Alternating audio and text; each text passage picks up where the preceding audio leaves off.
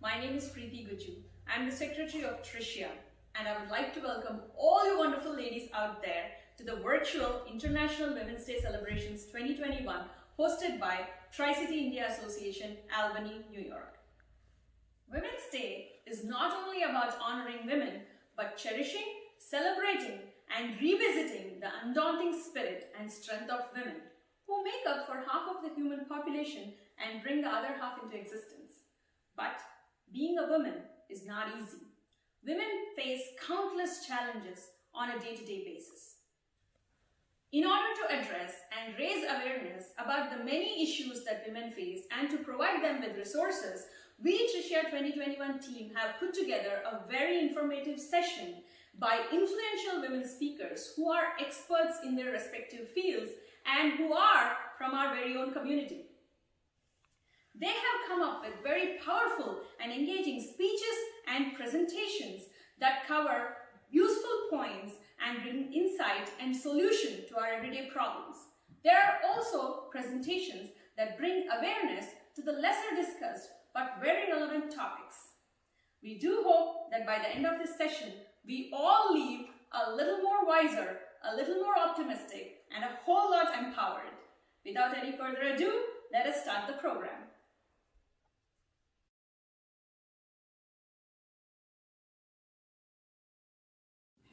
Hello everyone, this is Alka.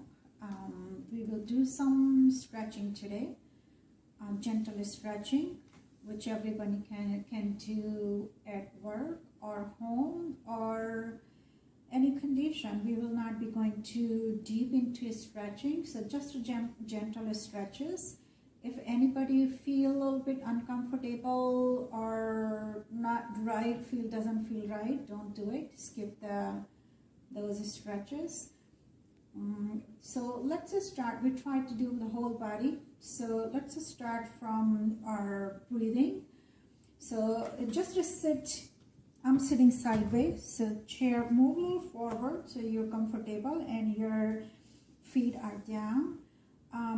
Take a few deep breaths to just feel in yourself. Pull attention to yourself and at the present moment. I try to close my eyes so I can feel a little more into myself. Your option to open your eyes and just keep whatever you're comfortable in.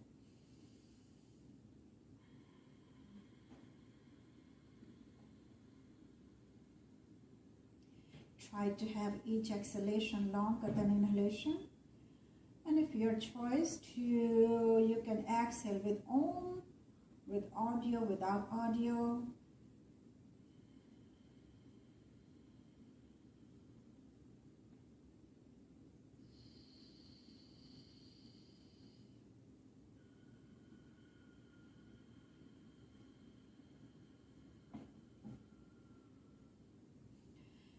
Some exercise of your eyes. Blink your eyes. Rest. Blink your eyes. Keep blinking your eyes and pause a few more times. Look all the ways to your right and left and right and left, up and down, up and down. Clockwise circle with your eyeballs, counterclockwise. Close your eyes, rub your palms, and place your cup of your palm on your eyes gently, and let it rest. So as we all work sometime longer hours at computers, so giving rest to your eyes are a good thing to do. I'll repeat my maybe the repetition of the exercise maybe a few times, but you can do more. Recommendation is 6 to 10 times, so feel yourself. And let's open your eyes. neck. Drop your chin to chin. Roll it to all the ways to your right. Drop your neck down. Right ear to your right shoulder. Left shoulder back behind your back. Right arm gently on your right side. And dropping your head to right. Feel the stretch in your left. I'm sitting sideways because the lighting arrangement here is not too good, so I can just, you can see me, and I'll be sideways when I need it. Keep breathing. Release. Chin to chest. Roll it all the ways to the other side, and the same thing.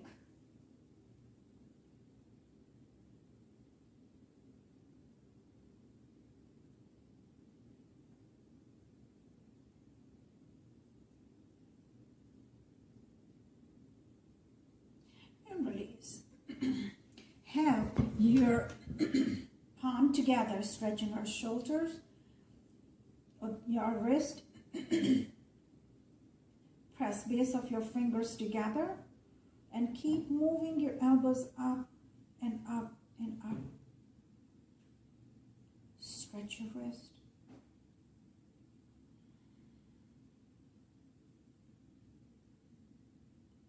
And the other side of your wrist.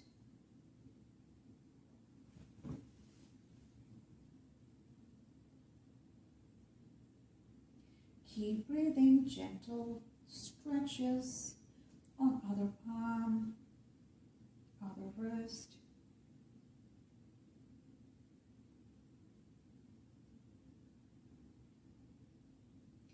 Give some rotation to your shoulder, all the ways up and back and down, forward, up, back and down, forward, up, back and down, and the other way.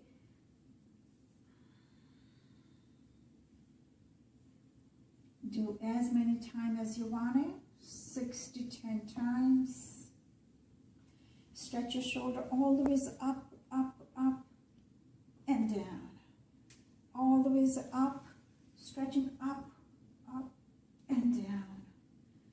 Keep holding a little bit up, squeeze it, and down.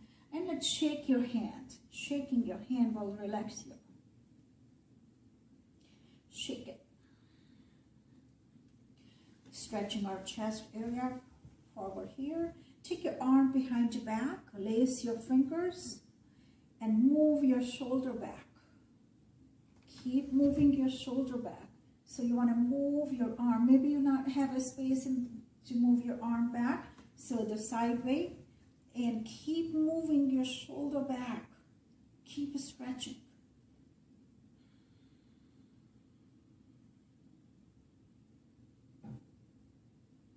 And hug yourself. Keep walking your fingers back. Try to hold your shoulder blades. Keep walking your fingers back.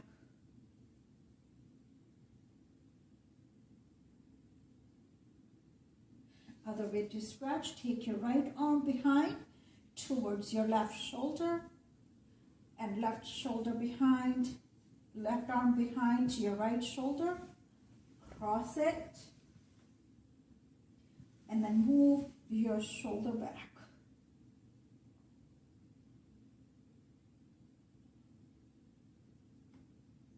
Spinal twist.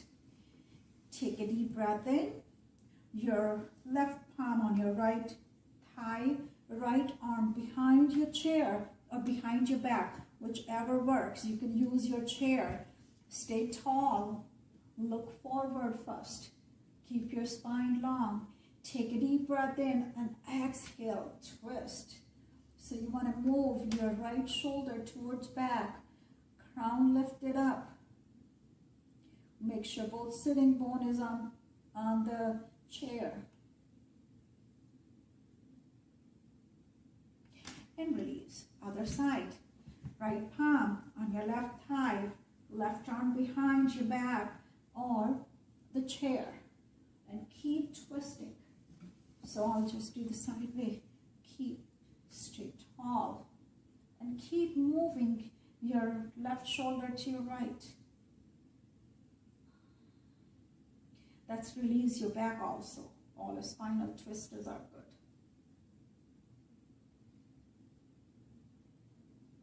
And release. Let's do the side stretch. So take a deep breath in, lift up, or maybe your arm up all the ways, and hold on to your chair and keep going other side. Right shoulder, lift from your shoulder, keep lifting up, and then to your left.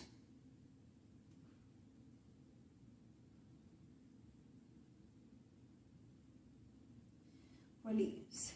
Other side, arm up, reaches up, take a deep breath in, lift you up from the shoulder, torso long, and other side.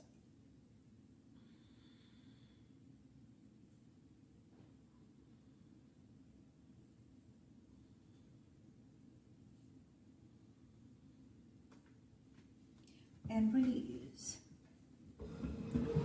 To your back.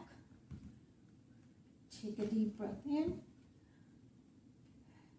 And lean, keep your spine long and keep moving forward. Keep moving forward. You can drop your arm down. Keep your spine long and drop your head down. Let it hang. Keep your head forward, away from your torso, and let the shoulder goes down. Keep stretching your back.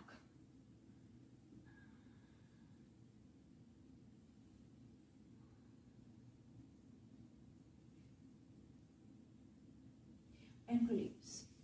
Coming up, have your one leg on other thigh, stay tall, and do the same thing again. Keep moving forward. Feel the stretch in your right hip. Send your torso away from your back. You keep moving forward and down.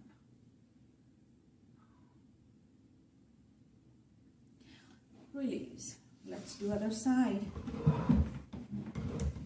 Keep lifting up and reaches forward and down. And meantime, if you like to, keep rotating your foot also.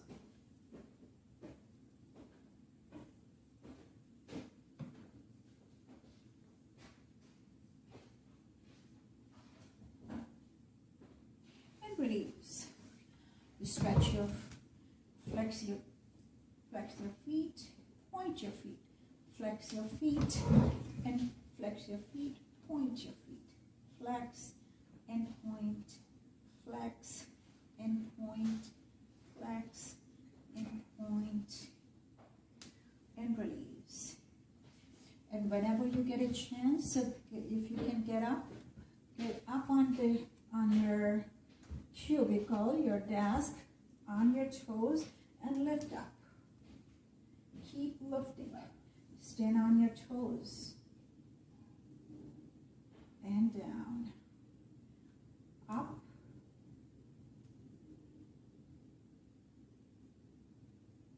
And down. Let's try to stretch our squat. Quadriceps.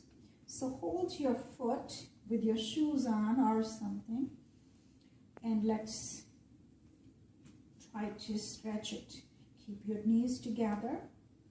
Try to keep balance and stay tall.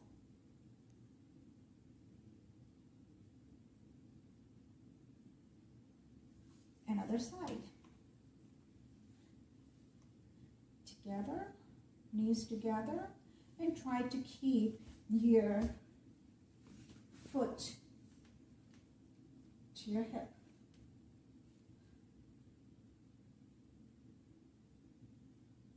So these are some stretches. You can relax while at your work or or any place.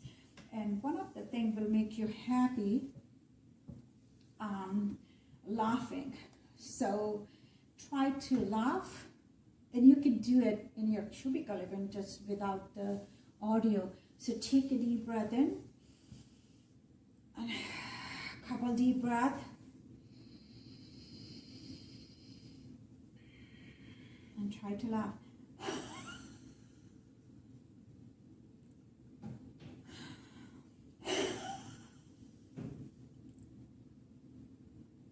You can laugh with the audio.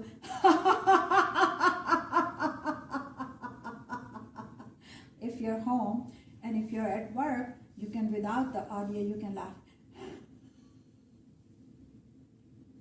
Keep your face on the side, no one can see you, and then keep on laughing.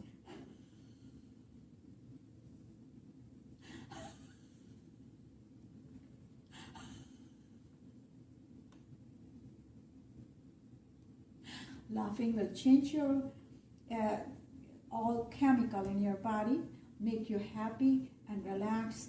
And so this is all I have to share with you. I hope it helps. Thank you, everyone. Namaste.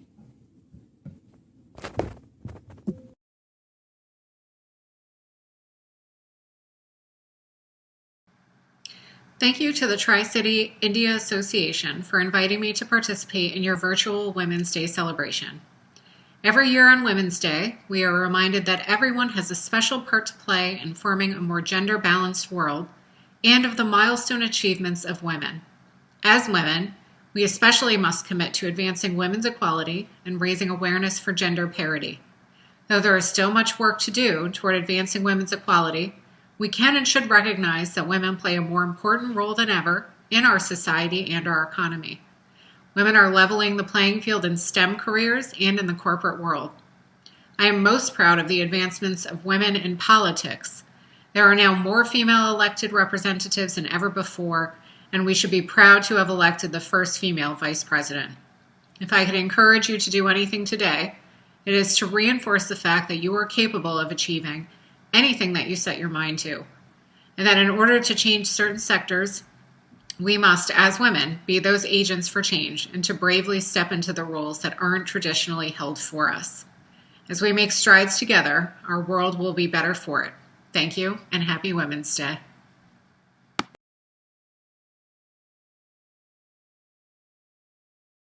Hello everyone. Thank you so much for joining us today. I would like to wish all the ladies a very happy International Women's Day. This year, we are celebrating Women's Day virtually due to the unprecedented pandemic situation. I would like to extend my sincere thanks to Dr. Paul Uppal and the entire executive team of Tricity India Association for organizing today's virtual event and giving me this opportunity to speak regarding COVID-19 and its vaccine. COVID-19 is a viral illness caused by a new strain of SARS-CoV-2 virus that has spread throughout the world since early 2020. It is spread mainly through close contact from person to person, typically through respiratory droplets from coughing, sneezing, or talking. At this point in time, COVID-19 has taken an unfortunate and drastic toll of several millions of people worldwide. More than 500,000 people have died from the virus in the United States alone. On March 11, 2020, the World Health Organization had declared COVID-19 a global pandemic. COVID-19 is not only dangerous for the elderly in the nursing homes or immunocompromised, it gets progressively more and more dangerous even in middle-aged persons. According to studies, people between age 45 and 55 die nearly 18 times more often from COVID-19 than from car accidents, whereas those aged 55 to 64 are almost 58 times more likely. Acknowledging this, we must recognize that we are all at risk. Thankfully, there are some prevention habits we all can take to keep ourselves and those around us safe. These include wearing a mask, social distancing, and proper hand washing to prevent the spread. Now, with the rapid development of the vaccine, there are further steps we can take towards this prevention. The world was able to develop COVID-19 vaccines so quickly because of the years of previous research on related viruses and faster ways to manufacture vaccines. Additionally, strong funding allowed pharmaceutical companies to run multiple clinical trials and move regulators more quickly than normal, all thanks to science and medicine. Currently, there are 3 main types of COVID-19 vaccines that are authorized for emergency use in the United States by FDA. They are Pfizer, Moderna, Johnson & Johnson. Pfizer is a messenger RNA vaccine that is stored frozen. It is given in 2 doses that are 21 days apart. Its effectiveness is 95% in preventing COVID-19, 7 days after the second dose. Moderna is also a similar type of vaccine. It is a messenger RNA vaccine that is given in 2 doses, 28 days apart. It is 94% effective in preventing COVID-19, providing protection 14 days after the second dose. The third vaccine is Johnson & Johnson. It's an adenovirus vector vaccine that is administered as a single dose. It is kept refrigerated but can remain in room temperature between 47 and 77 degrees Fahrenheit for 12 hours. Its efficacy is 86% in preventing severe disease in the United States. All these vaccines teach our immune systems how to recognize and fight the virus that causes COVID-19. However, it is important to note that the vaccines does not contain the virus itself. Rather, it contains code for a small and harmless protein that is found on the virus's surface. When you receive this protein, your body will recognize it as a foreign substance and develop an attack against it and wiping it out of your system. Essentially, the vaccine sends your immune system a message regarding what to look out for in the case that the actual virus enters your system. When vaccines are available for you to take, I request everyone to take the opportunity, as it is the only way to defeat the COVID-19 virus. Once everyone is administered the vaccine, we will develop a herd immunity and be able to wipe out this pandemic. I will talk about some of the commonly asked questions about COVID-19 vaccine facts now. Should I get vaccinated against COVID-19? Yes, you should. COVID-19 vaccines are safe and effective. Millions of people in the United States and around the world have received COVID-19 vaccines under the most intense safety monitoring in the history. CDC recommends you get COVID-19 vaccine as soon as you are eligible. As a healthcare worker, I received this vaccine, more specifically the Moderna vaccine. I will share my personal experience about COVID-19 vaccine. After my first dose, I had some headache and some soreness at the site of my injection. After my second dose, I had mild headache, fatigue, and chills. Although these might not seem like the proper response, these are actually great indicators of vaccine success. Your body is building immunity to fight against the COVID-19 virus. The side effects lasted only for 48 hours. After that, I was fine. I have been helping with COVID vaccine administration at VA Stratton Medical Center at Albany. From what I have seen and noticed, that people who are 60 and older have much lesser side effect than the other age group. The most common side effect they were talking was the soreness at the site of the injection. What are some of the side effects of these vaccines? After getting vaccinated, some side effects may include pain and swelling in the arm where you receive the shot. In addition, you may experience fatigue, fever, chills, and headache. These side effects may affect your ability to do daily activities, but they should go away in 48 to 72 hours. It is important to remember that these are normal signs that your body is building up protection. What percent of America is currently vaccinated for COVID? According to the data from CDC, Center for Disease Control and Prevention, over 10.3% of the entire US population has been fully vaccinated. This number, however, is changing every minute, as you know. Will a COVID-19 vaccine protect me from getting COVID-19? Yes, it does. COVID-19 vaccination works by teaching your immune system how to recognize and fight the virus that causes COVID-19. This protects you from getting sick with COVID-19. Being protected from getting sick is important because even though many people with COVID-19 have only a mild illness, others can get severe illness. They can have long-term side effects or health effects or can even die. Can a COVID-19 vaccine make me sick with COVID-19? No, not at all. None of the authorized and recommended COVID-19 vaccines contains the live virus that causes COVID-19. So this means that COVID-19 vaccine cannot make you sick with COVID-19. Is it safe for me to get COVID-19 vaccine if I would like to have a baby one day?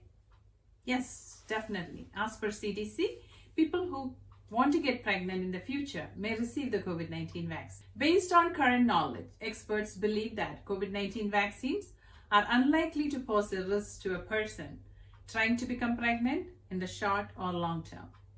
The COVID-19 vaccines, like other vaccines, work by training our bodies to develop antibodies to fight against the virus that causes COVID-19 to prevent future illness. The bottom line is, getting vaccinated is one of the many steps you can take to protect yourself and others from COVID-19. This protection is critically important because for some people, COVID-19 can cause, as I mentioned, severe illness or even death. Stopping a pandemic requires all the tools available. Vaccines work with your immune system, so your body will be ready to fight the virus if you are exposed. After you are fully vaccinated against COVID-19, you may be able to start doing some things that you have stopped doing because of the pandemic. But we are still learning how vaccines will affect the spread of COVID-19. After you have been fully vaccinated against COVID-19, you should keep taking precautions in public places or when you are with unvaccinated people from more than one household. I would encourage everyone to visit cdc.gov frequently for more information. I will close with a simple advice. In public, please wear a mask, observe hand hygiene, use social distancing, and whenever the vaccine is available, take the vaccine to protect you and others from getting COVID-19. God bless you all. Stay safe and healthy. Thank you.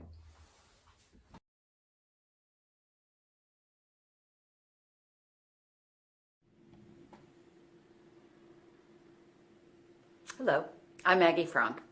I'm the Executive Director of Wellspring. And if you're not familiar with Wellspring, we are the Domestic Violence and Sexual Assault Services Agency serving Saratoga County and also provides sexual assault services in Washington County. So I'm here today to talk to you about domestic violence and some things that you may need to know so that you can help yourself or help someone else you may know who might be affected. Domestic violence affects 1 in 4 women in the United States and also 1 in 7 men. And I think when we think about domestic violence, we often think about physical abuse.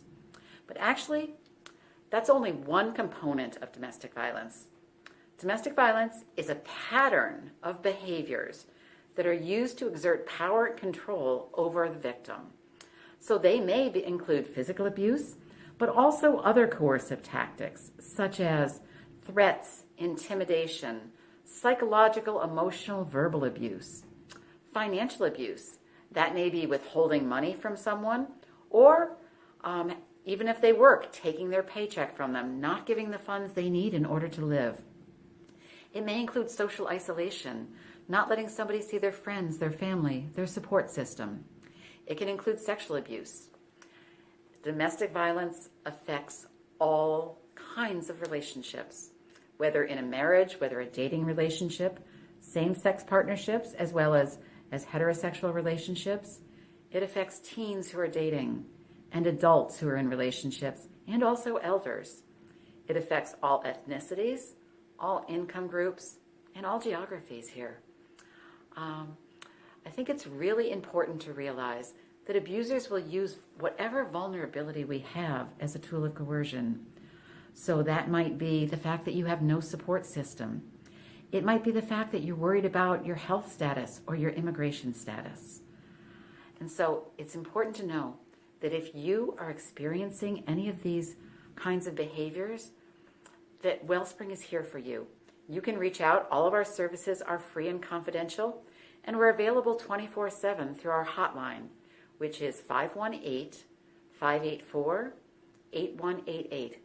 You don't need to be in crisis to call our agency. You can just need to talk to an advocate about what's happening in your relationship, and we'll help you to understand what your rights and your options are. You don't have to be at a point where you're ready to make a decision about leaving the relationship or reporting to police. You can just need to talk and to find out more. We'll let you know that it is your choice whether you want to report the abuse to police or not, whether you want to seek an order of protection, whether you're looking to leave the relationship. We actually have a lot of clients who are still in the relationship, but they're coming to us to better understand it, to know what their rights and options are, and to do safety planning. And that's okay. We'll also tell you about the services that Wellspring can offer to help you.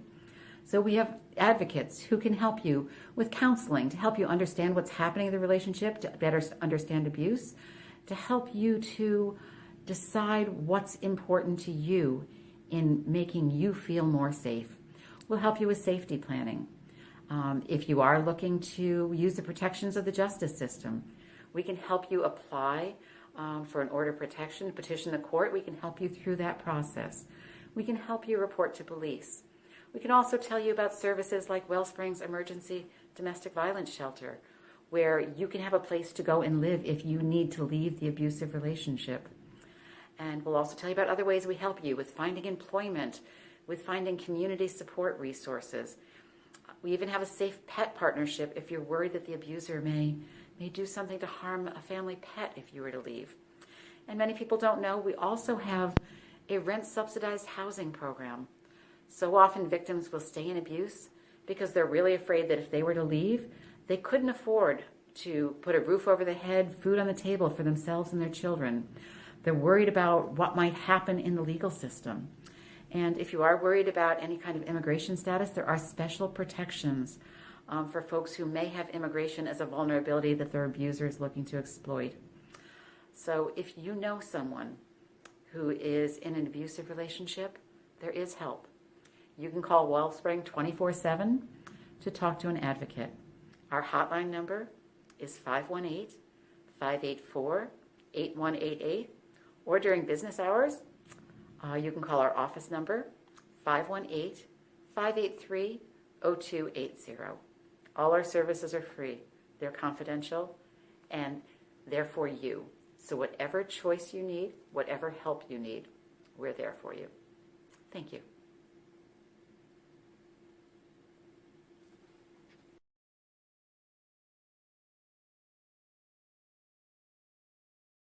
Thank you very much for the opportunity to speak to the Tricity India Association on the occasion of celebrating International Women's Day. I am honored to join with you today virtually as we mark this annual event. We mark the accomplishments of women throughout the world, as well as this little corner of the world that we live in. I was thinking about the special role that New York State has played in the history of securing rights for women throughout our state. Did you know that women in New York secured the right to vote 1 year before the rest of the country? That was in 1919. New York women like Susan B. Anthony and Elizabeth Cady Stanton played a pivotal role in achieving women's suffrage. They had a long and productive history of working together collaboratively. It was said that Elizabeth Cady Stanton formed the Thunderbolts and Susan B. Anthony threw them. Susan Anthony, even as a very, very old lady, traveled extensively around the country giving speeches in favor of women achieving the right to vote. And although she didn't live to see that day, she certainly set it into motion. One thing that strikes me is that when women gained the right to vote in New York in 1919, that was only about 100 years ago. And considering the span of world history, 100 years is just the blink of an eye. My own mom is about to turn 95 in a few weeks, so pretty much women achieving the right to vote happened almost within her lifetime, which is kind of amazing to me. From Kate Stoneman, a suffragist who was the first woman admitted to the New York State Bar Association. She graduated from my alma mater of Albany Law School. To Elizabeth Blackwell, the first woman to receive a medical degree in the United States. She went to Geneva Medical College in upstate New York. We have many women who have achieved firsts in New York State. This year, the state legislature has reached a historic milestone. There's a record number of women legislators. There's 73, 18 state senators, and 55 state assembly members. And I'm honored to be one of them. This is certainly not a path that I expected or planned to take. After graduating from the University of Rochester with a BA in political science, I entered law school in Albany in 1987 with no real plan to work in government. But I was fortunate to have had the opportunity to serve my community both as an attorney and as a local elected official. As a town board member in my hometown of Ballston, I served for 8 years. Through that experience, I learned to campaign for office, and I found that I enjoyed the rigors of campaigning, going door to door, meeting the voters. And in the process, I also made many, many mistakes and did try to learn from them. I was only the second woman in the town of Ballston to serve on the town board, which surprised me a great deal. I mean, this was in 2006. I didn't see how that could have been possible. I could have been only the second woman in all that time. One of my favorite women to speak about is actually Sandra Day O'Connor, who was the first woman to serve as a Supreme Court justice on the U.S. Supreme Court. You know, everybody has been so focused in recent years on RBG, Ruth Bader Ginsburg, but she wasn't the first. Sandra Day O'Connor was the first. And I recently finished a biography about her, which was titled First, and I would recommend it to all of you. It was a really interesting book. She was from Arizona. She was really from the West, a frontier. Her dad was a cattle rancher, and she grew up in that world and then navigated the world of the Arizona State Legislature and then became a Supreme Court judge. She was appointed to the court by Ronald Reagan. And one of the things that struck me about Sandra Day O'Connor is that she was an extremely cautious jurist in both her private life and also the decisions that she wrote. She felt very acutely, and she spoke about this, that she felt that she was carrying the weight for a lot of women, that she needed to perform well. She could not get embroiled in any scandals. She needed to conduct herself in the highest, with the highest standards, because she knew that if she made a mistake or slipped up, it was going to be affecting all kinds of women that would follow her, and it might even prevent another woman from joining the Supreme Court. I don't see any reason why we women cannot achieve parity in our professions, but I myself was incredibly fortunate to have had strong mentors who encouraged me to aim high. I mentioned my mom earlier. My mom didn't even have the opportunity to finish high school because of World War II. She went straight to work, but she always impressed upon me and also my sister of the importance of education and the importance of having a degree, skill, or trade that nobody could take away from you. My high school AP American History teacher, Linda Cleveland, was a strong woman who demanded excellence from all of her students, male and female. She was so smart and she was so cool that she made it cool for a geeky kind of high school student like me, a woman, to hold her hand up, to put her hand up, which I did all the time. At this point, we've had so many firsts The challenge, I feel, is to achieve parity in our respective professions. It's not enough that we have one woman in a position of power, whether as a judge or a doctor or assemblywoman.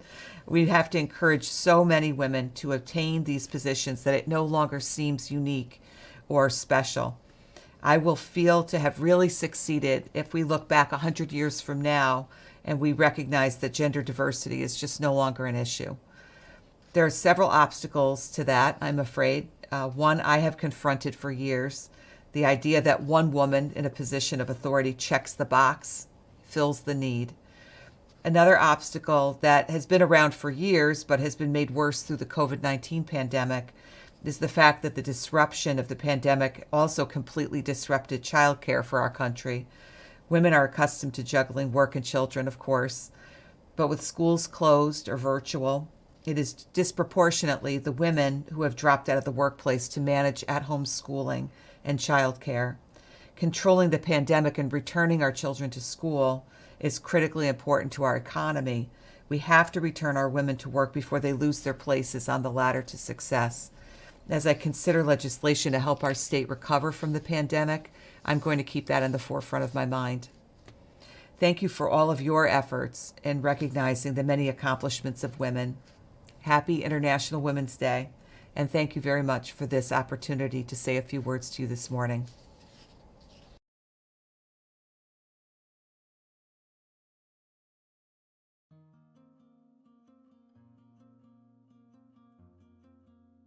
Happy Women's Day, everybody. It's an honor and privilege to speak with you today. Thanks to Tricia. 3 of us friends, Suman Joshi, a psychologist, Zui Dio, a social worker, and myself, Rani Gandham, a pediatrician, got together to discuss the topic of raising teens. Now, being a mother is the most wonderful and precious gift that any of us could ever have.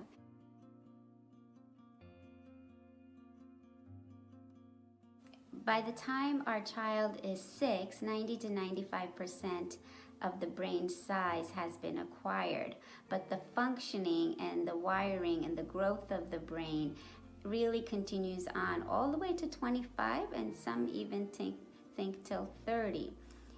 The teenage time, the brain is growing intensely, mainly at the onset of puberty. Girls develop faster than boys because of the hormonal response to the brain. And here we have a model of the brain, and this is the front of the brain. This is where your forehead would be.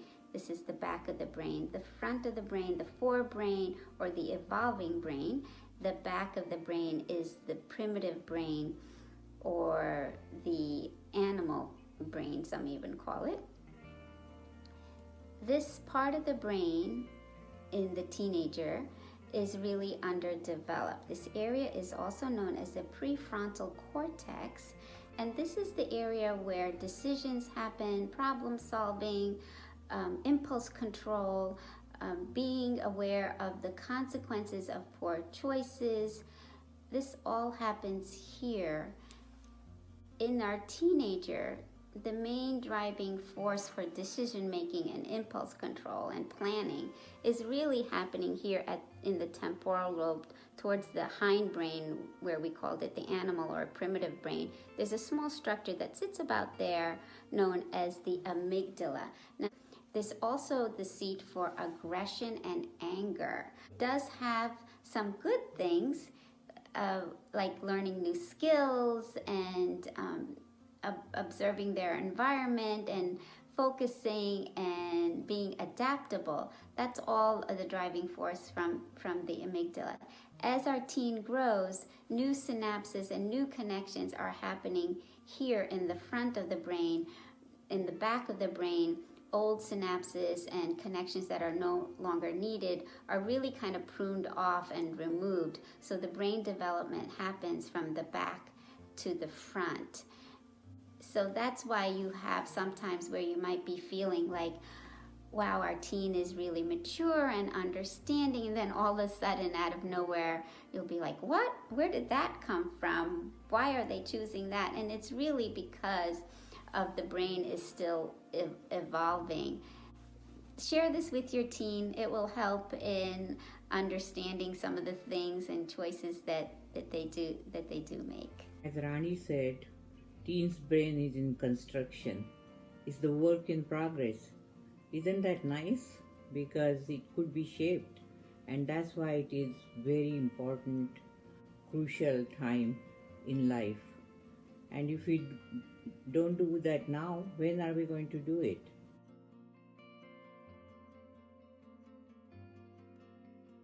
And raising teenagers is especially fun when we're exposing them to two different cultures, such as South Asian and the US. Many of us parents, as first generation immigrants, haven't experienced raising children or parenting where the teens are experiencing different cultures. So youth in our community are reminding us that moms, please remember that the culture that you grew in as a teenager was very different than the culture that we are growing in. Another teen is reminding us to have inviting open communication, which is really important to them about these differences in our cultures. One teen expressed that please let me explore the diverse cultures and the uniqueness in them.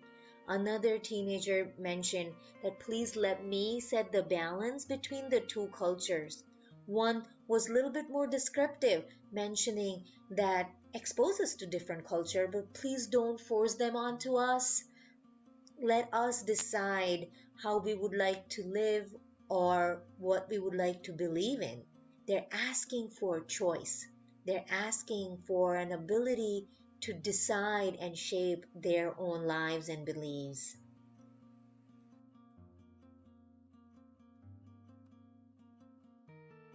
They are teenagers now. But when they were born, all our dreams were born with them. We had this roadmap for them, for happiness roadmap. Go to a good school, be in a good school district, good student. Then Ivy League school is a good possibility, being in this country. Have good career, enough money, more than enough money, good house, get married, have kids, and nothing wrong with this roadmap. Some of these things may make them happy. But the thing is, right now, they are 13, 14, and 15 years old. So they are not really thinking a lot about those things. What's going to happen next 10 to 15 years. Right now, they want to be happy. They want to have fun. They want to be with their friends. And something has changed as teens. Now their friends are dating. They have boyfriends and girlfriends. And maybe they can do the same thing. They can go to proms, go dancing, go to parties, and have a lot of fun. Naturally, they feel that our parents are different. So they are not sure whether parents are going to agree with them about this fun. One mother described the day-to-day challenges that she's seen in South Asian communities, how to really teach our teens to be responsible. We see arguments related to prom and other social events, restrictions related to drinking and smoking. Another mom went into the core of the matter that many South Asian teenagers are not allowed to date, and then they're not even allowed spaces where they can talk about crushes that they have. They don't feel like sometimes they fit into groups. They're not allowed to dress in ways that they would want to dress or their peers dress.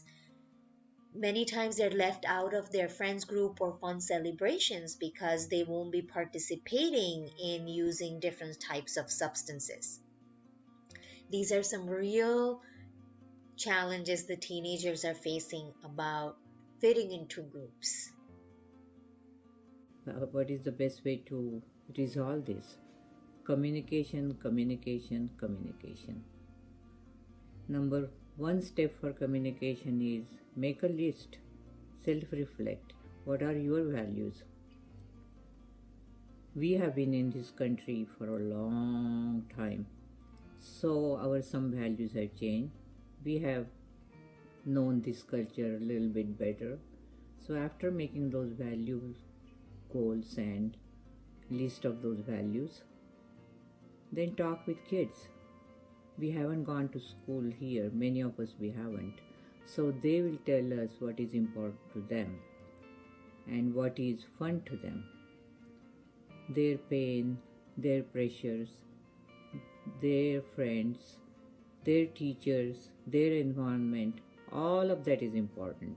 So at this point, good listening, being flexible and not judging anything, just active listening. This is the second step, very important step.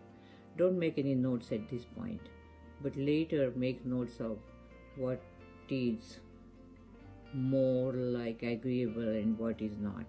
And then sit down with them and don't be rigid about that either.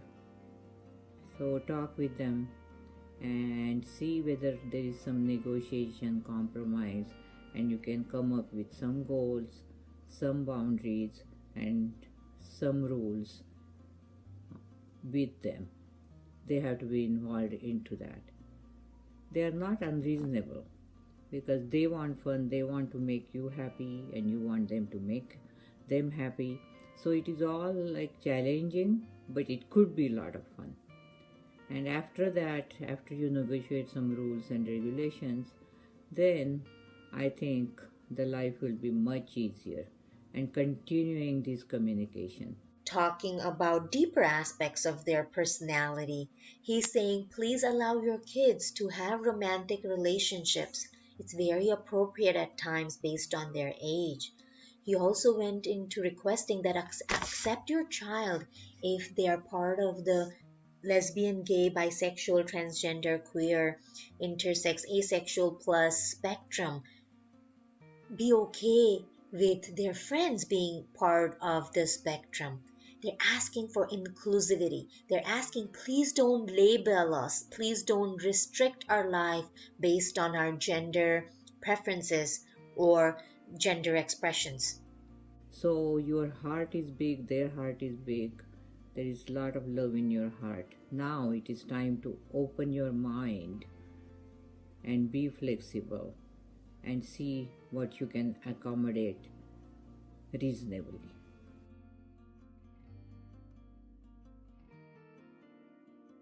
I am a macro social worker, so I help develop programs and policies for teenagers and young adults in our state. When I interact with teenagers in our community, they mention many times that their parents have all these high expectations or completely different expectations about their career choices, or they're always stressed about their grades or recommendation letters or SAT scores, and many times they restrict their ability to hang out with friends or do extracurricular activities because the parents are really focused on academics.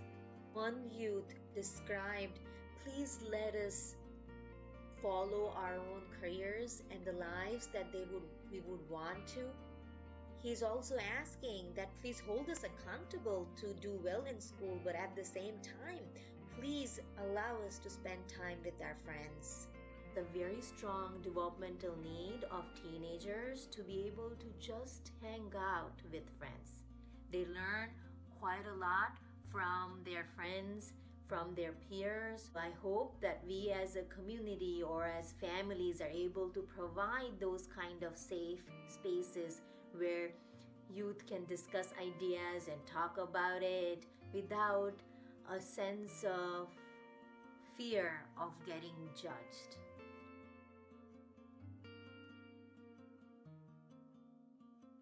Rise up to meet what they're doing in their lives, understanding that they are expanding their wings and experiencing different things.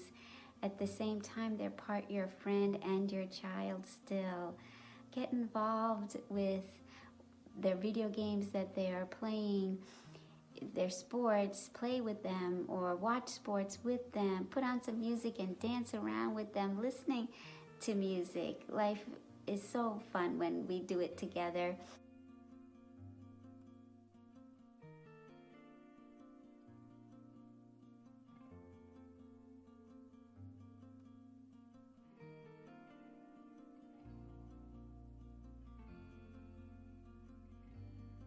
Maybe it would be cooking or arts and crafts, a fun project around the house, going for hikes, long walks, or car rides.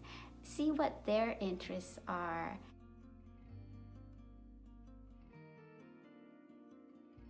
So the anger and frustration that we express at our children or teenagers is a tricky thing.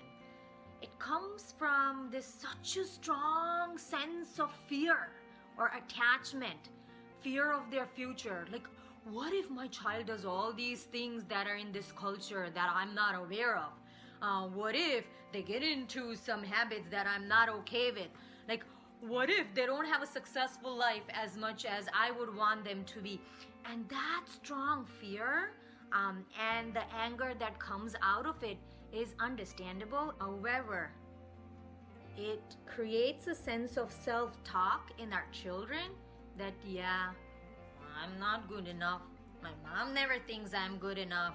I won't be good at anything because I never meet their expectations. Assume that as if we as parents have been given these beautiful jasmine buds in our hand to hold and support and let them blossom and let them be fragrant as much as they can.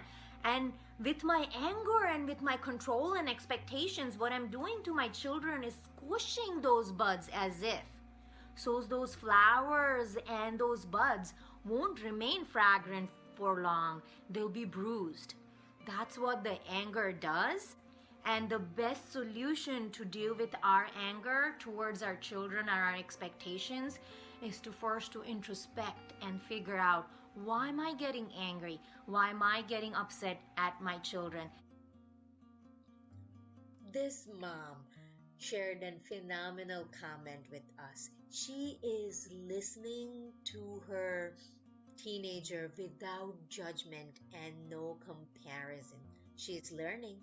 And isn't this all about rising with teenager? The teenager is also learning and the mom is also developing. Come a lot of from our culture, like most of us females, right? We wear earrings. And it's a good reminder for us to be an active listener towards our teenagers.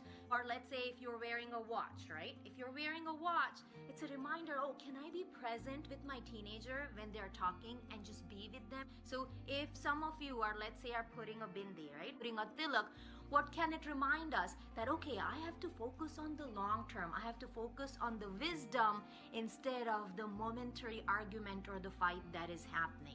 So how can we create reminders for ourselves to make sure that the jasmine buds or the flowers that we have been given are taken care of instead of being squished or bruised because of our expectations and our fear? It's hard work, but that's what parents are expected to do, aren't they?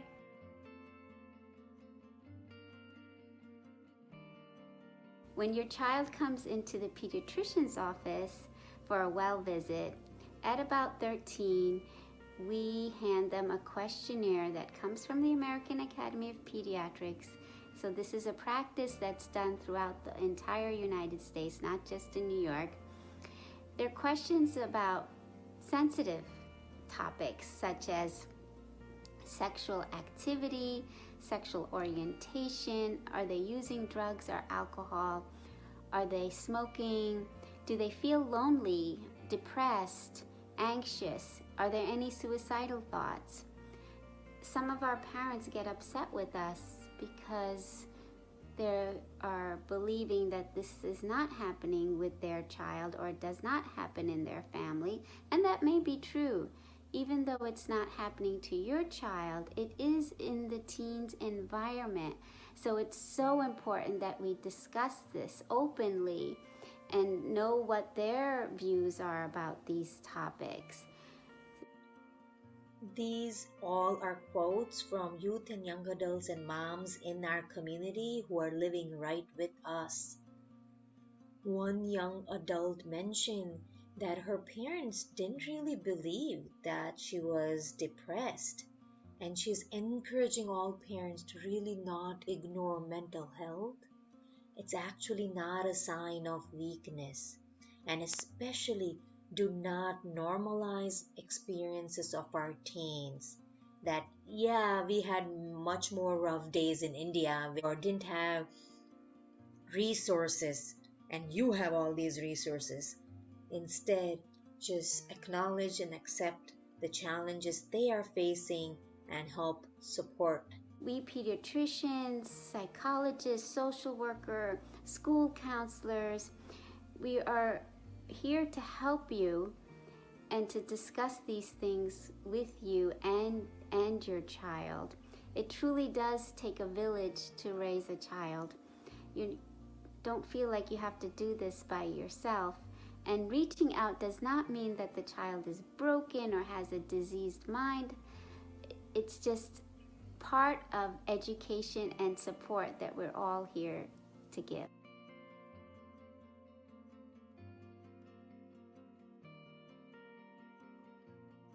That will give us practical steps to strengthen our relationship with teenagers as adults or as parents.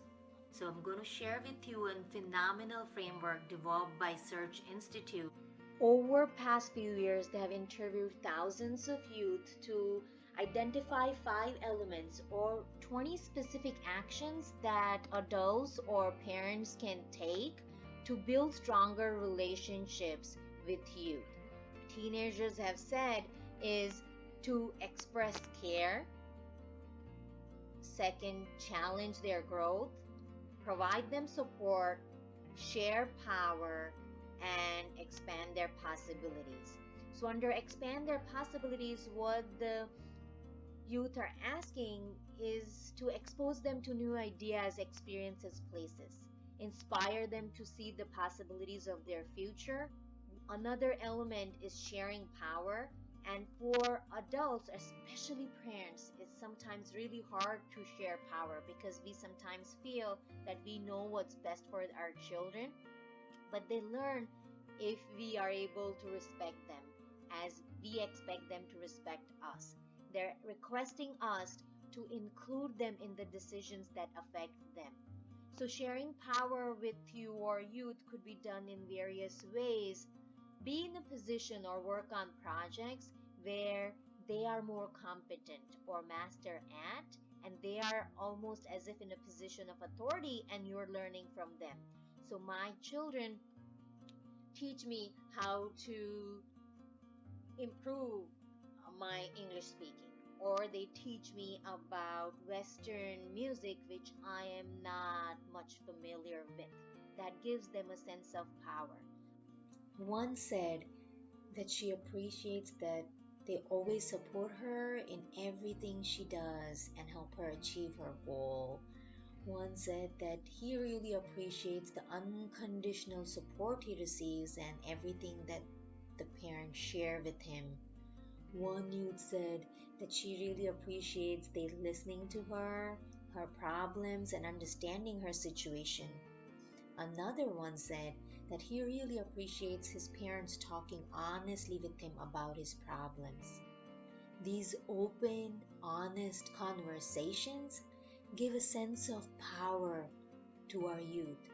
It's as if we are treating them as our friends and equals, and that is what they are seeking from us parents. About providing support, there's some obvious actions that the youth are requesting us to take is to stand up for them when needed, help them build confidence to take charge of their life. And a really important one is the youth are also asking us to set boundaries. They are looking for that structure, and they are looking for your support. Even though at times they seem like they're all grown up and don't need it, they always need you. Another important element that the youth have expressed is let me be my best, challenge my growth, push me to stretch, help me get out of my comfort zone. Please hold me accountable. Let me also learn through my failures. Making sure that they're getting enough sleep and allowing them to take some healthy risks and giving them some independence, but they know that you are always there for them. Warmth and the care and the love that have you in your heart, show it by your actions. That is what they're expecting to help build a stronger relationship with them. Download the framework. You will see one-page document that you could print yourself on are you doing all these things with your teenager.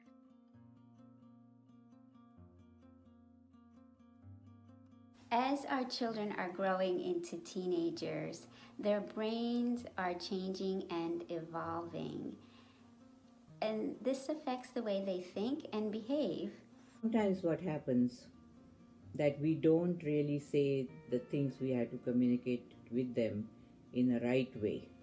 So they don't hear us sometimes. And that's something we have to improve on. And also teens can tell us whether we are communicating with them so they can hear us. And they also know. We all love our teens. We have the best wishes in our mind, as well as we are their fans actually.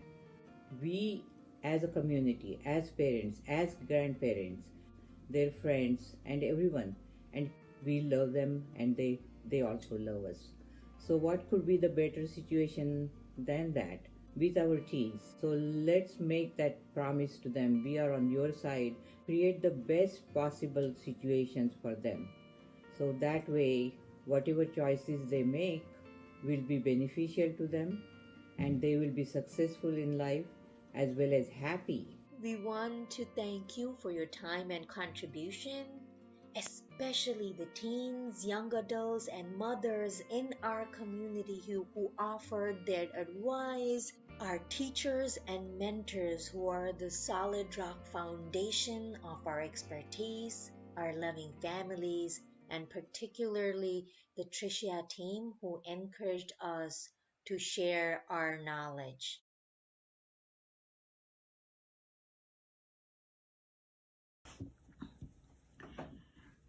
Hello everyone, my name is Nidhi Agarwal and I'm a holistic nutritionist. I want to wish all of you a very happy Women's Day. Today I'm here to talk about how we can prevent ourselves from COVID, or Corona. All of us know, we have to wash our hands, we have to wear masks, and we have to maintain social distancing, and hopefully, it'll prevent us from getting Corona or Corona infection. But what if we could do more, for our bodies? And for sure we can do. That is, I would say, having a stronger immune system. If we have a better and stronger immune system, we have better chances to handle coronavirus or to fight coronavirus.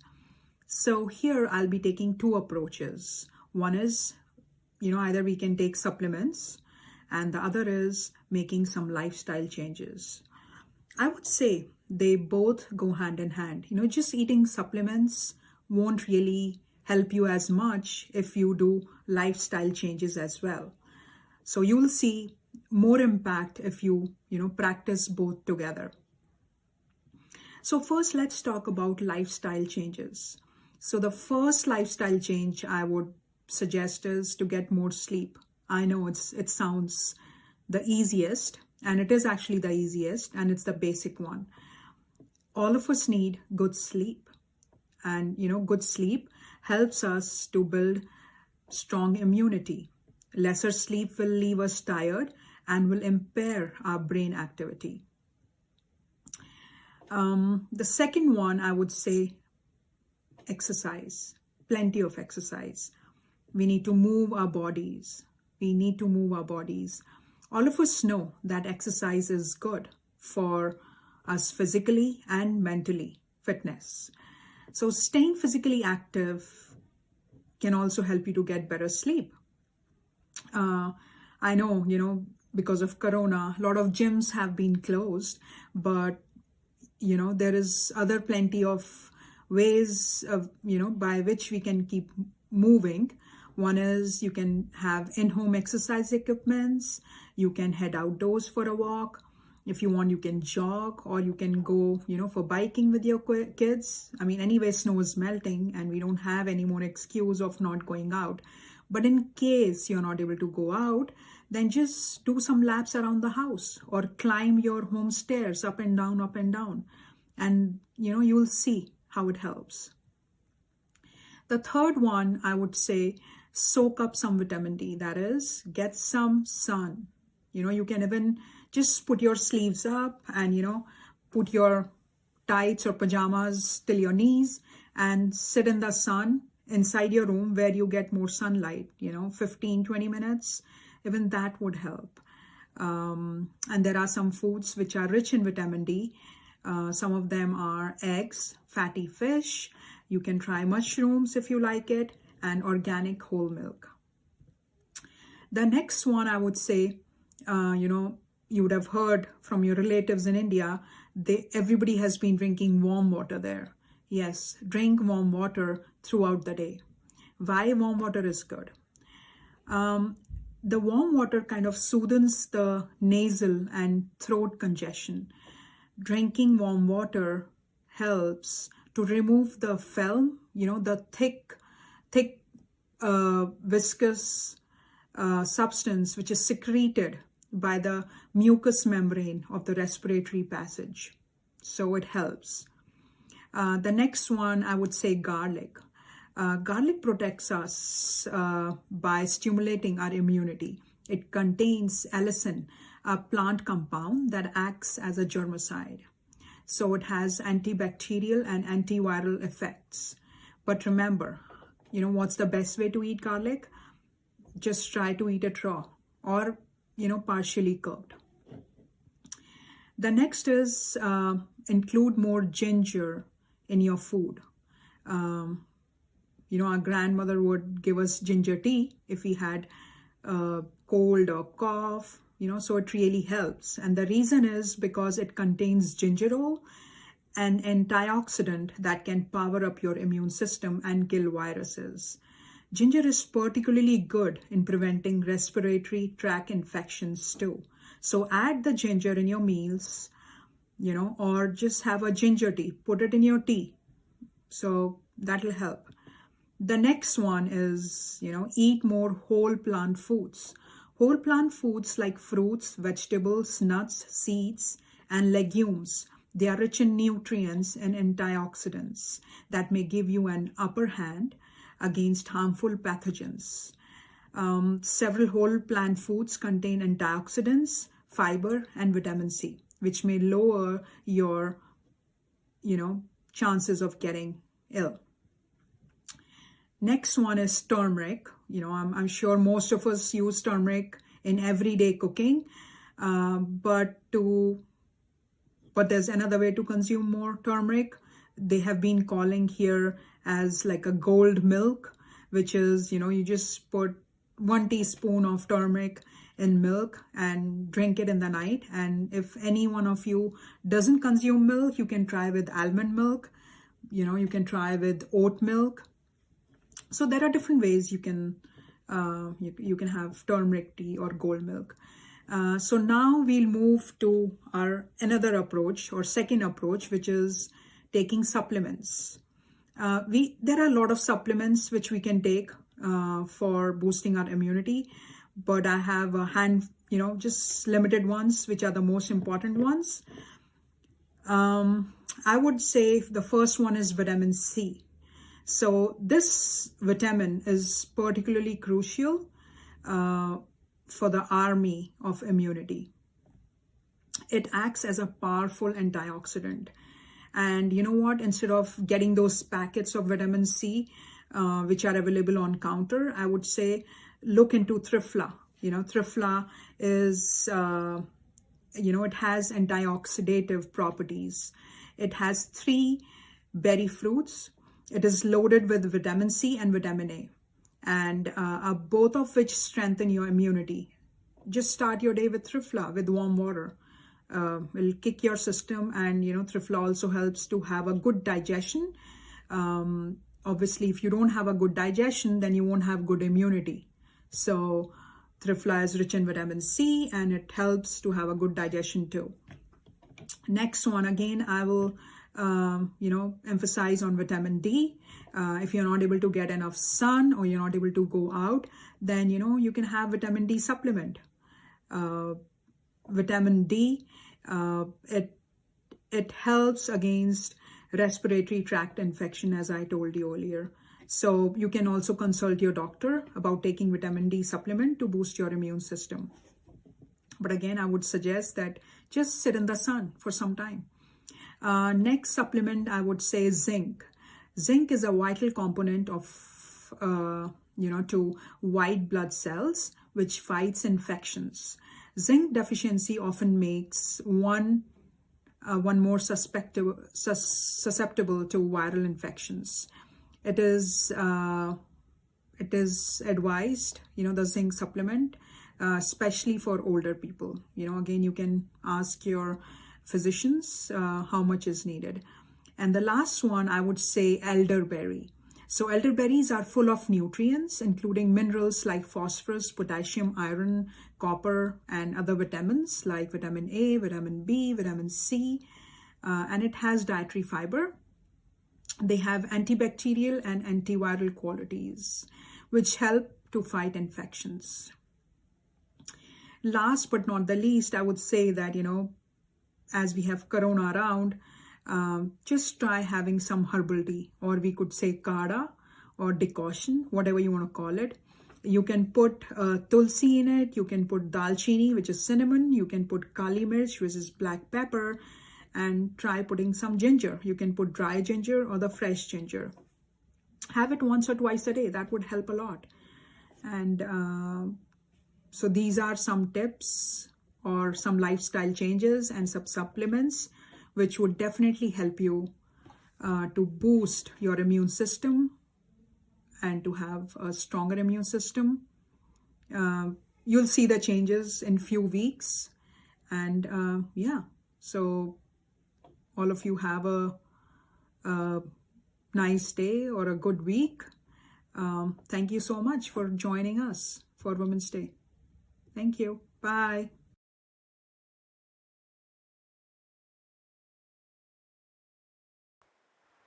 Hi, my name is Renu Kalyanpur. I am Vice President of Legacy and Retirement Planning at Empire Financial Advisors in Latham, New York. I have been a financial advisor for the last 23 years, and before that I was an economics professor. In my 23 years, I have helped many women in navigating the complexities of the financial system and developing strategies that help them in their financial security. As women, it is really important for us to understand and take part in financial decision making, because by recent estimates, 90% of us in this country at some point in our lives will have to make financial decisions on our own. And a reason for that is that we tend to live longer than men. On an average, we live 5 to 6 years longer. If I take just a rough sample of my own neighborhood, we have 36 houses here. And in the past 2 years, 5 women have lost their spouses. One of them was in the 50s, 3 in their 60s, and 1 in their 70s. In my conversations with them, their main concern was that they had not taken much interest in the finances of the household and therefore did not know exactly where to turn to get answers for what in front of them was just a financial mess. They did not know passwords for different accounts that their spouses had. They did not know the financial language of the papers that were in front of them. They did not know where their accounts were. They did not know what debts were due. So there was a whole host of financial questions that caused them concern. So at any point in time, it is very important to be aware of where your papers are, what are the passwords for these accounts, who are beneficiaries on your accounts, what are the decisions that we need to make when we are in our 20s, and what are the decisions we need to make when we are in our 70s. Who do we talk to when we need to make these decisions? Over the last many years, I have been holding regular seminars for women. They have been well attended, they're very successful, and I think we've had a lot of fun in them. A lot of information has been disseminated in those seminars. The last 1 year, because of COVID, I have not held any seminars, but I will be starting them up again soon, probably through Zoom at this point. So if you are interested in participating or listening into these seminars, you can send your request to me. My email is Renu, R-E-N-U, at EFA.com, EmpireFinancialAdvisors.com. Or you can call me. My number is 518-608-1104, and I can put you on the list for those seminars. So 50% of women in a poll said that they felt confident enough that they could learn about finance if they wanted to. They just have not had the time.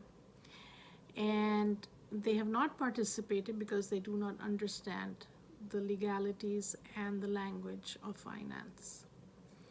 So if we look at another statistic which is interesting is that by the year 2022, $74 trillion of the money within the US will be held by women. That's an enormous amount of money. And in my dealing with women, I have noticed that women tend to be very, very conservative with their money. And what happens with that is that it's not because they are scared of putting money in an investment or doing something with it or spending it. They just do not know what are their options out there. They do not know what are the pros and the cons of the different options. They don't know who to trust making those decisions. So educating yourself on these various things is very important. So let's break it down and look at what are the important aspects we need to think about when we are in our 20s, when we are in our 40s and 50s, 60s, 70s, and so on. When we are in our 20s, our main concern is debt and settling down. So we are looking at money from a point of view of this is going to be something we have to pay back in the future. Many times families help out, but those are decisions that are made at that point. Once we enter the 30s, we are spending our time in hopefully getting married, buying a house, having children. So everything is expenditure, expenditure, expenditure.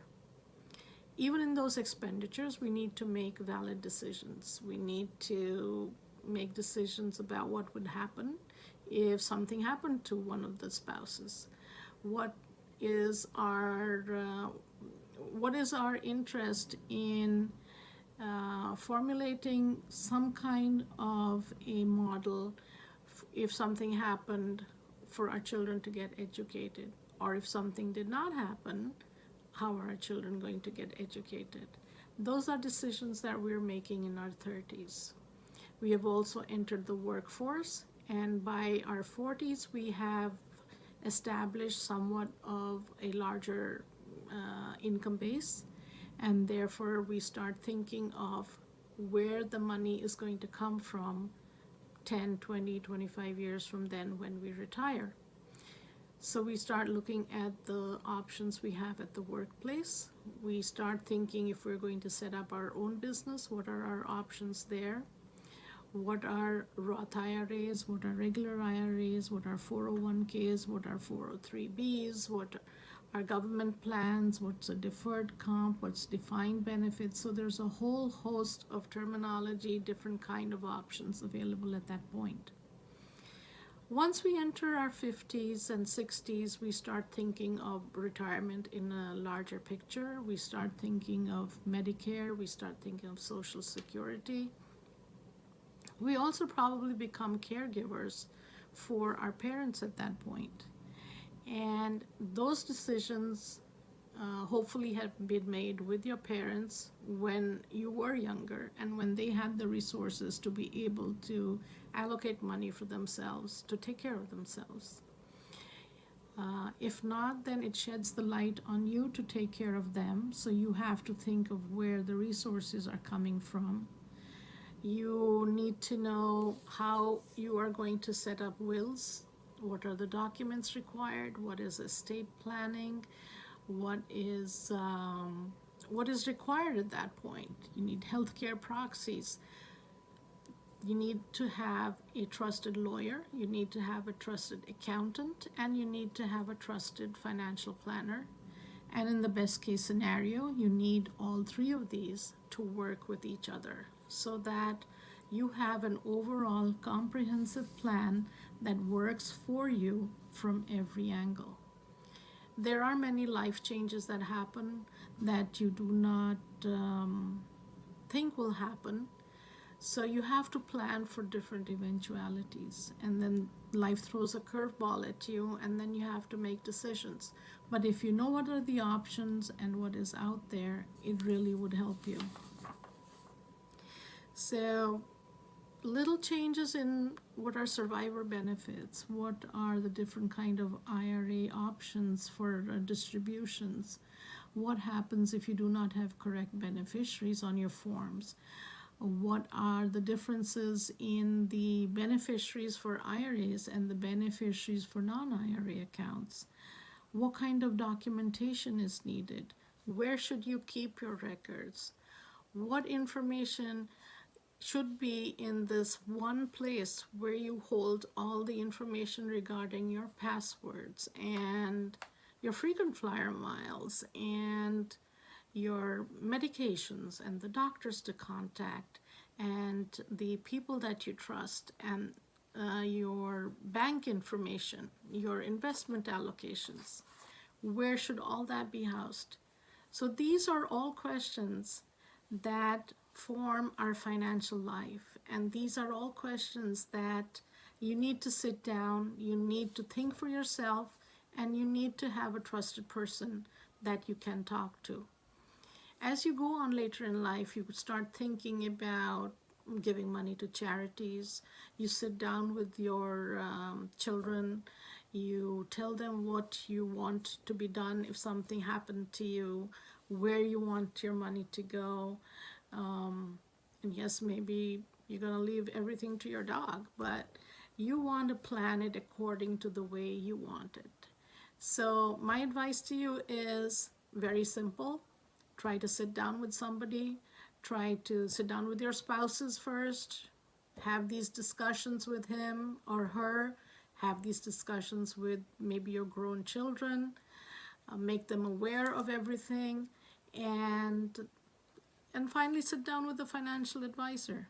So here's my phone number and my email address again.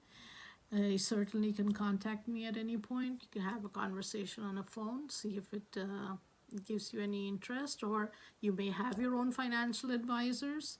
You know, this may give you some ideas of what to ask to make you feel more comfortable about it. So again, my name is Renu Kalyanpur. My email address is renu@empireFinancialAdvisors.com, actually EFA.com, and my number is 518-608-1104. And I look forward to talking to many of you. Thank you.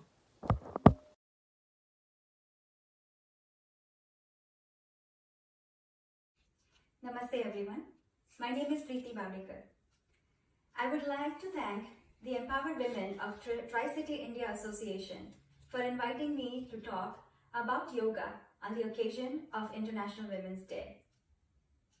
I would like to begin with an invocation.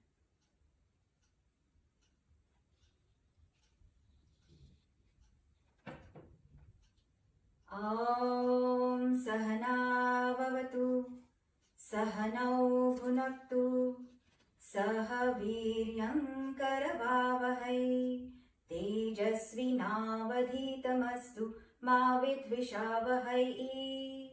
Om Shanti Shanti Shanti. Shri Gurubhyo Namaha. Harihi Om. While I might point out that the absolute truth is only one, the experience and the approach to that experience is multi-layered. In its codification by sage Patanjali, yoga is an Ashtanga practice, that which has 8 limbs. They are Yam, Niyam, Asan, Pranayam, Pratyahar, Dharana, Dhyana, and Samadhi. I have been allowed about 15 minutes for this talk. So I had to choose to scratch the surface of this very vast topic and make it relevant for today's day. I have chosen to talk about self-care for women in their 30s, 40s, and 50s and give you a certain direction from a yogic perspective. Knowing the foundation of yoga and its mind-body connection, we know that any physical manifestation of an illness or dis-ease is intimately connected to our mental well-being. On the surface, our lives may seem like they are balanced of work and fun. Sometimes the temporary distractions, social entertainment sources, instead of replenishing us, drain us until we run on empty. These are then reflected in our bodies, in the postures we hold. Let us call them the slouches and the slumps of exhaustion. These are mostly seen, the brunt of these are taken by what we call as the secondary spinal curves in our body. The cervical curve, the curve of your neck, or the lumbar curve, the curve of your lower body. These secondary spinal curves, by their nature, are supposed to pull us up against the force of gravity into an upright and an erect posture.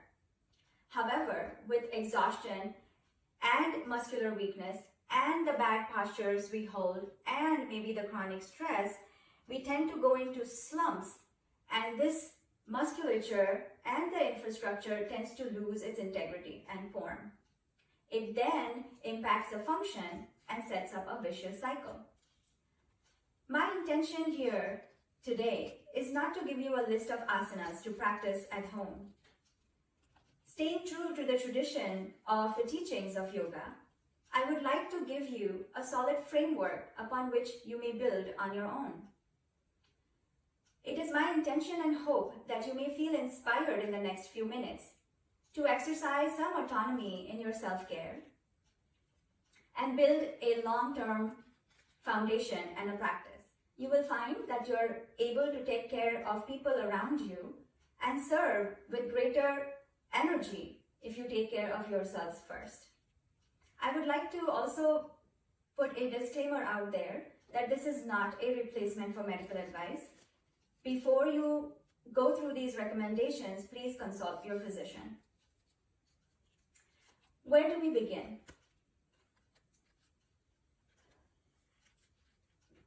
Let me lay out a template sort of today's talk. We're going to begin with what we call as sankalpa. We will notice our breath.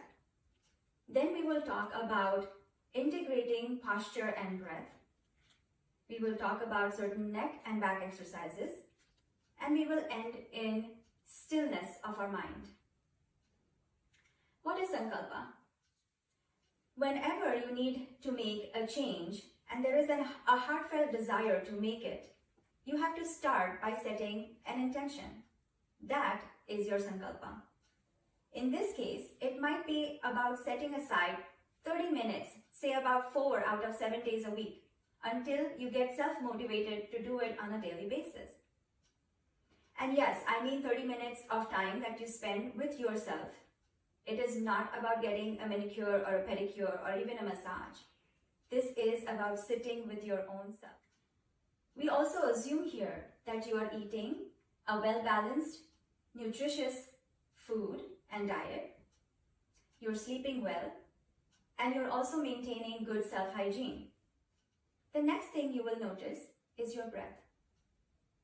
If you find yourself breathing in your upper chest or your shoulder area, most likely it comes from chronic stress. What we have to do to relieve that is bring our awareness of the breathing to what we call as belly breathing. This is also known as diaphragmatic breathing. You may use your hands to provide some input to this diaphragmatic breathing. Find your lower ribs and where they join your abdomen. Place your hands at that junction and notice your breath.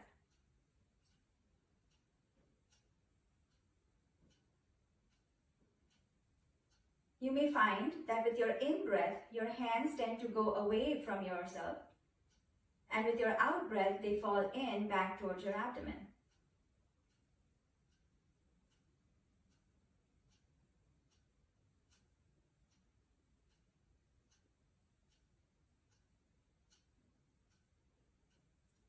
Building this awareness does take practice. You may find that you may be breathing in the tops of your shoulders or your upper chest until you can develop awareness to move your breath towards your diaphragm. Take your time with it. Do not rush that awareness. This awareness is best built when you're laying on your back or in a posture that we call Makarasana or crocodile pose. This is when you lay on your belly. By its natural impulse, the breath is felt in your belly when you're laying down. In building this awareness, in what we call Tadasana or standing mountain posture, put yourself against a wall. Stand a comfortable distance, maybe about an inch or so from the wall, so you don't thrust yourself too far forward. Rest your back against the wall and stand as tall as you can, bringing your shoulders back towards the wall. Try to feel the points of contact of your back against the wall.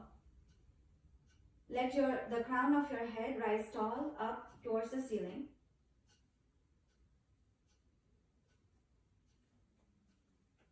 Release any stiffness and tension while you hold the posture. If you notice that you're thrusting your lower rib cage out, just soften and bring it back into the spine.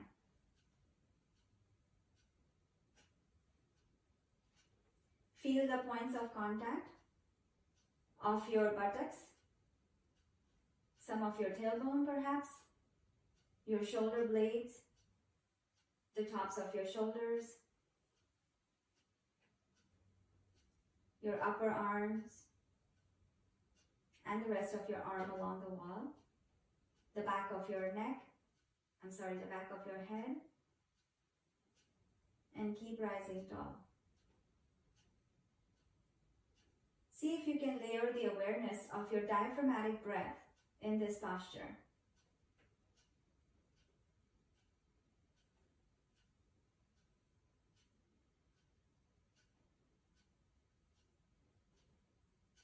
Once you have layered the awareness of the postural alignment as well as the breathing, notice the mental state. Do you feel strong like the mountain with a solid foundation?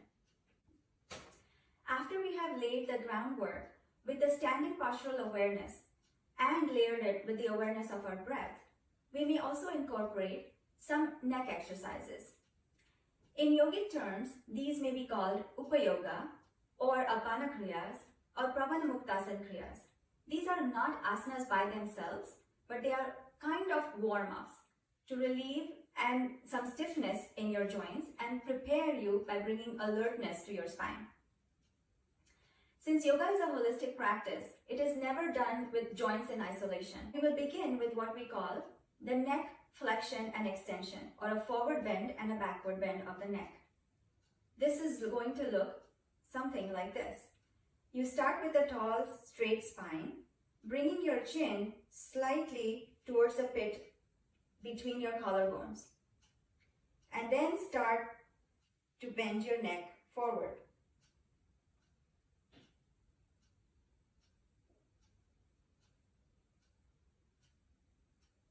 With the same awareness, slowly rise up to neutral and bend your neck backwards.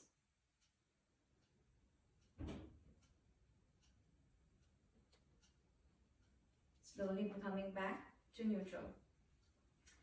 If you do not start by bringing the chin towards the pit between your collarbones, it is likely that you may use a compensated forward bend like this and a compensated back bend. If you feel that you are experiencing some tightness or stiffness in the front of your neck, it may elicit a cough reflex. So please build awareness and gradually progress in your ranges. The next exercise for the neck is a rotation. In this, you bring your chin towards your shoulder. First on the right, and then on the left.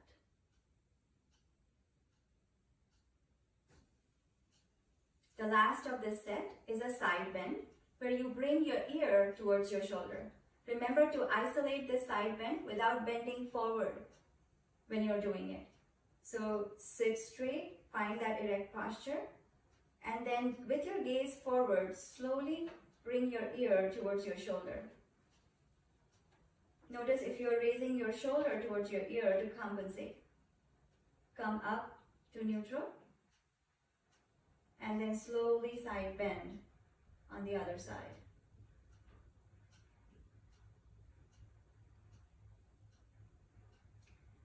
Those were Apana Kriyas or Upayoga for your neck. The next ones are going to be for your back. For this, we're going to begin in what we call as neutral table. For this, the shoulder, elbow, and wrist are roughly stacked on top of each other. The hip is roughly stacked under the knee. And the spine is in what we call as neutral table. It is an extension, but neither rounded nor slat. With that neutral table, you take a deep breath in and start to drop your navel towards the floor while you're looking up in what we call cow pose or Pithilasana. As you exhale, you round your spine, look towards your knees, and tuck your toes in what we call cat pose or Marjasana. The next one is where you bring your left hand towards the center and widen your knees roughly more than hip width. Bring your right hand up towards the ceiling with your in-breath.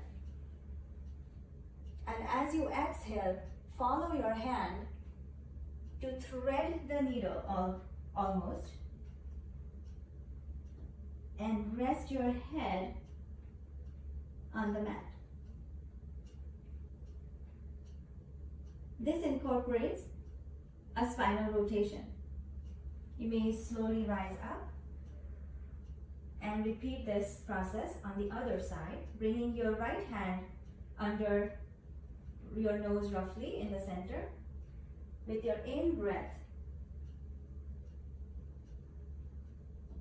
bringing your left hand towards the ceiling, and with your out-breath, threading the needle, resting your head on the mat, and feeling the rotation of your spine.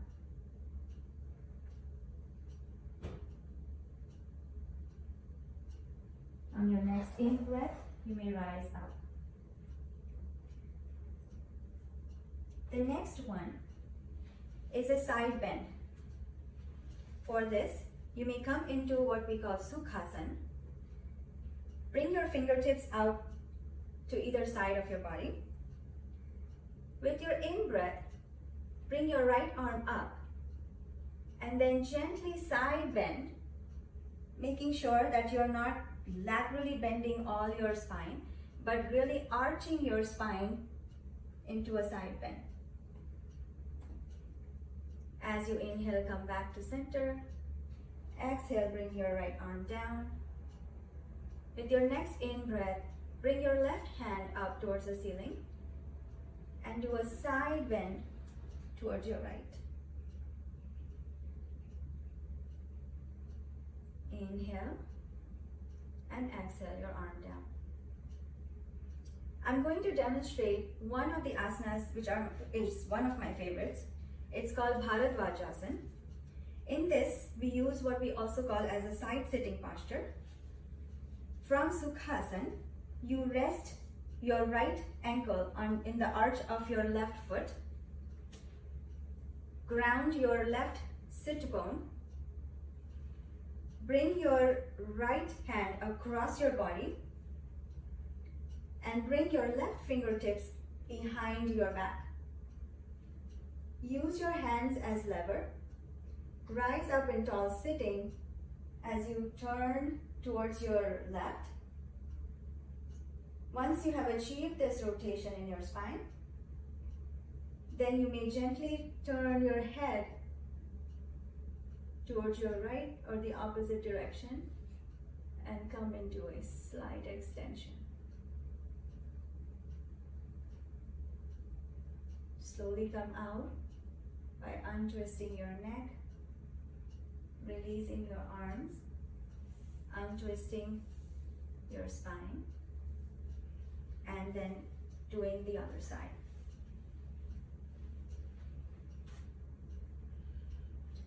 So rest your left ankle in the arch of your right foot. Sit tall, ground your right sitting bone.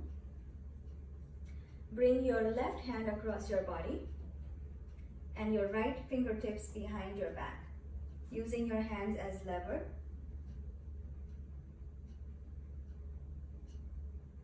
Use that as rotation of your spine. Once you feel you have gained the range, you may slowly turn your head in the opposite direction and slowly extend.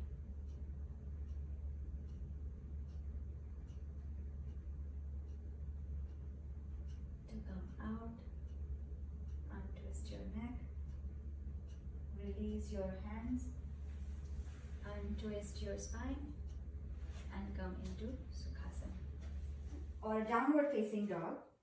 I am going to demonstrate all these as modified postures for our safety, since this is a video presentation. Bring your hands against the wall and start to step back about the distance of your lower body from the wall so that you can build an L shape with your body.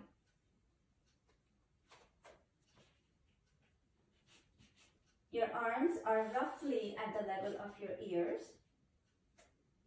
Your knees are soft but strong, and you're pushing into the wall with your hands, at the same time moving the crown of your head towards the wall and the tailbone away from it.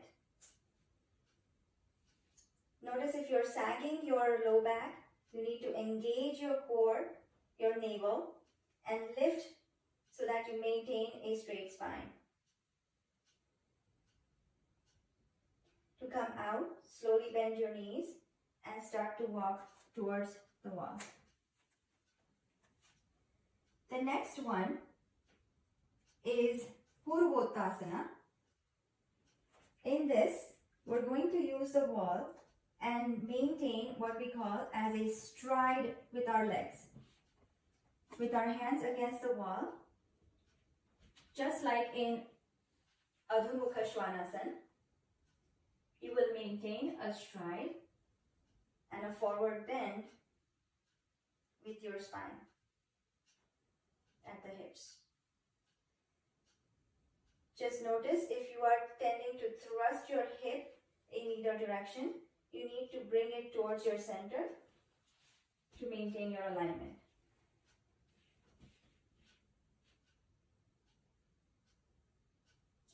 To come out of the pose, soften your knees and walk towards the wall and switch sides.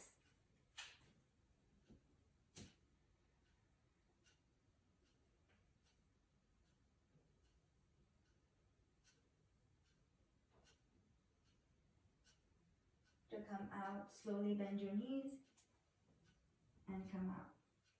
The last one in this series, I would like to demonstrate Virabhadrasana 3 or Warrior 3.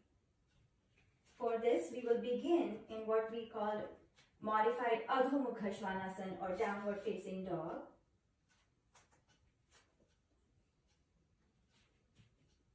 And from here, you will begin to lift your right leg up from the hip.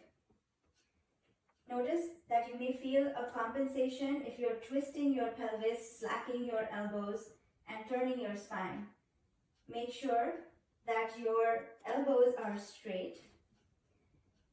Your hip point is parallel to the floor, and your leg is lifted from the hip.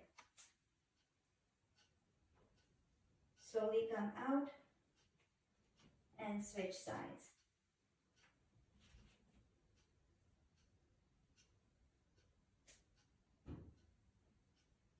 To come out, bring your foot towards the floor, walk towards the wall, and relax your arms. After this, you may sit in Sukhasana or easy cross-leg sitting for about 5 minutes and reassert to yourself how wonderful it feels to take this time out for yourself. May you feel the joy of a clear, calm, and tranquil mind, as one of my teachers called it, the CCT mind.